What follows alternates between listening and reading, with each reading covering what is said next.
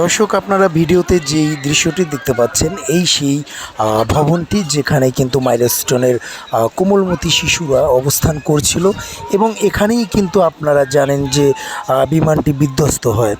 তো আমি আপনাদেরকে দেখানোর চেষ্টা করছি যে আসলে বিমানটি যেখানে বিধ্বস্ত হয় সে জায়গাটি কতটা পরিমাণে ক্ষতি হয়েছিল এবং কতটা প্রকট আপনারা ভিডিওতে দেখতে পাচ্ছেন যে একদম গর্ত হয়ে গিয়েছে এবং সে জায়গাটি কিন্তু আগুনে ঝলসিয়ে গিয়েছে।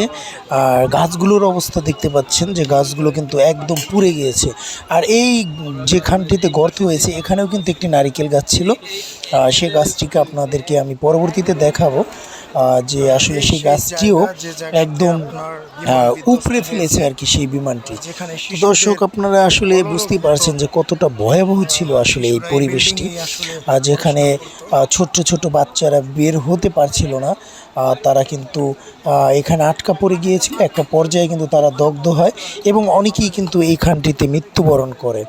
আপনাদেরকে যদি আমি আরেকটু দেখাই যে এই যে মূল ফটকের যে গেটটি, এই গেটটি নিয়ে আমার খুবই একটি অভিযোগ আছে। সেটা হচ্ছে যে গেটটি একদমই ছোট এবং দেখুন এই পাশে যে জানালাগুলোর গ্রিল কিন্তু অনেক বড়, বা মানে জানালাগুলো অনেক বড় বাট গ্রিল দিয়ে আটকিয়ে রাখা হয়েছে। এবং পুরো ভবনটিতে কিন্তু এই একটি ফটক যেখান দিয়ে ছাত্রীরা বের হবে, কিন্তু এই গেটটি আমার ধারণা 3 ফিটের বেশি হবে না। তাহলে ভাবুন এত বড় একটি ভবনের মূল ফটকের গেটটি রাখা হয়েছে সর্বোচ্চ 3 ফিট। তাহলে বাচ্চারা যখন এই জায়গাটিতেই কিন্তু বিমানটি ক্র্যাশ করে, তাহলে যদি অন্য কোনো এক্সিট থাকতো, দুই পাশে যদি আরও এক্সিট থাকতো তাহলে কিন্তু বাচ্চারা অনায়াসে বেরিয়ে যেতে পারতো। কিন্তু কর্তৃপক্ষ এই একটি এক্সিট রাখার কারণে এখানেই যেহেতু আগুনটা ধরে গিয়েছিল তখন কিন্তু কেউই আর বের হতে পারছিল না। তো দিন শেষে আমরা কি দেখেছি, অনেককেই মৃত্যুবরণ করতে দেখেছি। তো এ জায়গা থেকে অবশ্যই সকলের শিক্ষা নিতে হবে। ভবনগুলোতে, বিশেষ করে ভবনগুলোতে 2 থেকে 3টা এক্সিট যাতে থাকে এটা অবশ্যই কর্তৃপক্ষ মাথায় রাখবেন।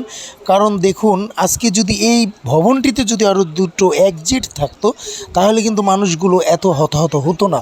তাহলে কিন্তু তারা এই ভবনের 2 পাশ দিয়ে কিন্তু অনায়াসে বেরিয়ে যেতে পারতো।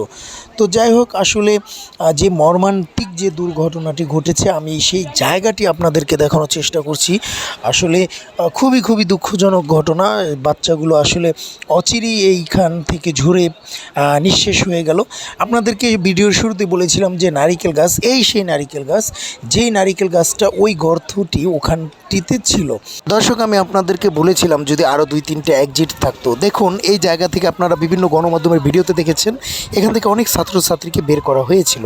তবে যদি ওই ভবনটিতে আরও কয়েকটা এক্সিট থাকতো, বিশেষ করে এ পাশে, তাহলে কিন্তু অনেক বাচ্চারা বেঁচে যেত।